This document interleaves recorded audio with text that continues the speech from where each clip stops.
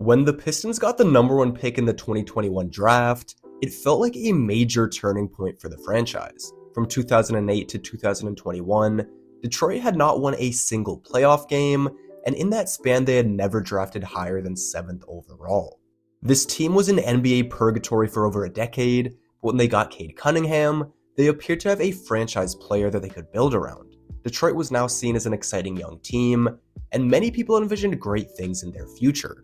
Unfortunately, the Pistons are still struggling in Cade's third season. They have the worst record in the league, and a few months ago they underwent the longest losing streak in NBA history.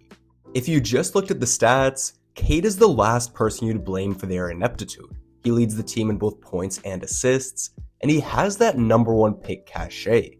However, the Pistons are 4-39 this season when Cade plays, versus 4-6 when he sits.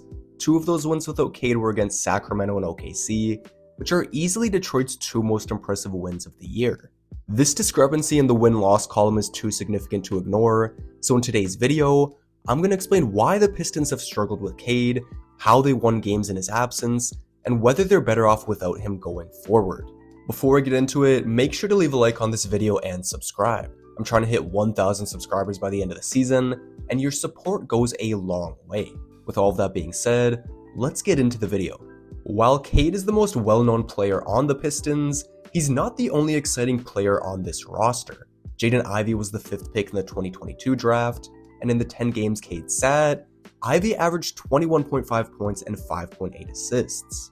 Jalen Duren is another lottery pick on this team that's been extremely impactful. Duren was in and out of the lineup to start the season, but he's been healthy since late December and has put up incredible numbers. Detroit also has Marcus Sasser, Isaiah Stewart, and Asar Thompson, 3 talented young players in their early 20s. Despite what people may think, this team is not devoid of talent, and without Cade, these other players were thrust into larger roles and found success. You might be asking, if the Pistons have so much talent, why have they played so poorly this year?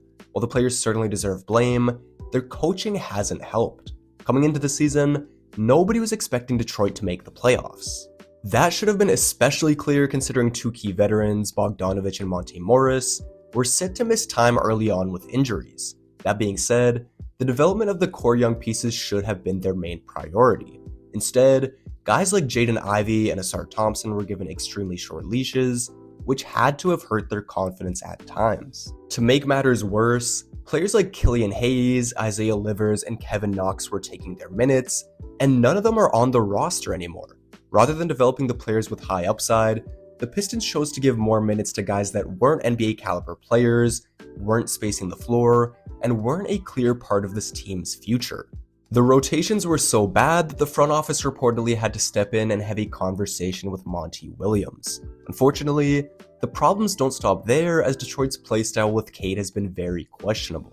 For most of the year, the Pistons have run a heliocentric offense with lots of Cade pick and rolls.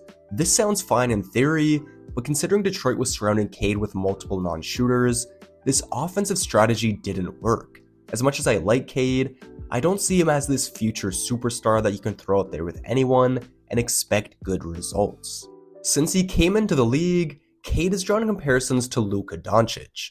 I'm not a huge fan of this comparison because it's built on the fact that these two are both tall guards that play at a methodical pace. What it also does is overestimate Cade's abilities. While I see Cade becoming an all-star in the future, I don't see him becoming a superstar, top 5 player like Luka is. Even though they both play at a slow pace, Luka is able to get to his spots much more effectively. He has a better handle than Cade, he's more crafty driving to the rim, and he's a more reliable 3-point shooter. Despite his size, Cade isn't able to consistently challenge bigs at the rim, often getting his shot blocked. There are also times where he struggles to get a step on his defender, so as a result, he opts to take a lot of mid-range jumpers. Cade can make these shots, but in today's NBA, mid-range shooting isn't as valuable on its own.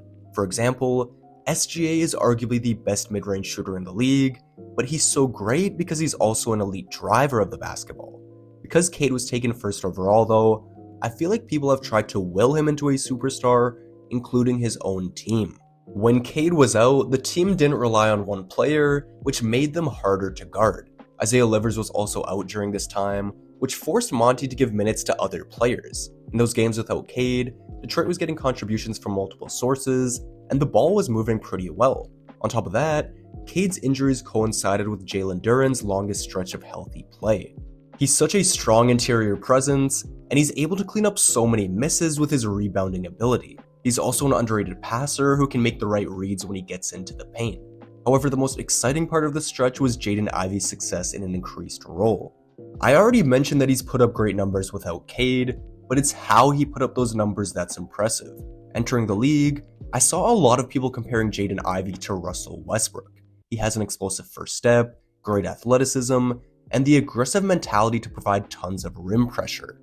With more ball handling opportunities, Ivy was able to show off these skills. He can drive hard to the rim, collapse the defense, and make nice plays. As he becomes more established and earns more respect from the referees, he should start to get more free throws as well. Because he drives to the rim so often, he's been a more efficient scorer than Cade, and the stats back this up. According to Cleaning the Glass, Cade ranks in the 28th percentile on points per shot attempt for his position. In comparison, Ivy ranks in the 55th percentile for his position. This goes to show how much more value layups have over mid-range jumpers. At the end of the day, both shots are worth 2 points, so if you can get closer to the basket, it's more effective to do that.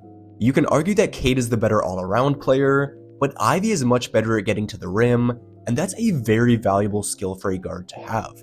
On top of his penetration skills, Ivy has shot the ball very well as of late.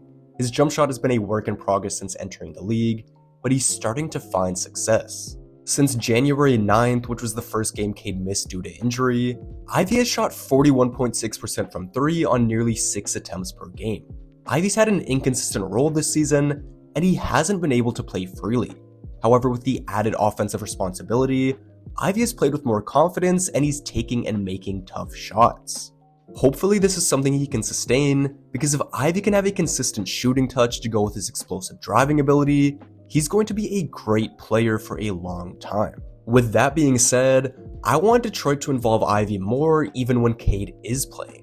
They've done a great job of that since Cade's return, so hopefully that continues for the last few months of the season.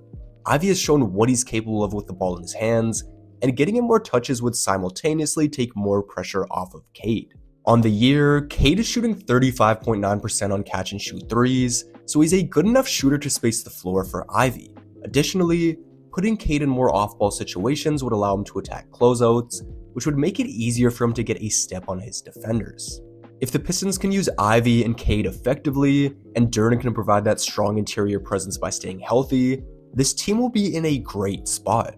Detroit has an exciting young core, and rather than putting all the spotlight on Cade, he needs to be seen as a piece of the puzzle. He's a talented young player, and his maturity and leadership are off the charts. I loved the leadership he showed in college, he embraced being drafted by Detroit, and he kept his head high even when the Pistons were going through that terrible losing streak. I still believe he can be an all-star, but the Pistons were treating him like a superstar early on in the season. They were running a heliocentric offense around him, which asked a lot out of him, and they weren't making his life any easier by playing poor offensive players next to him.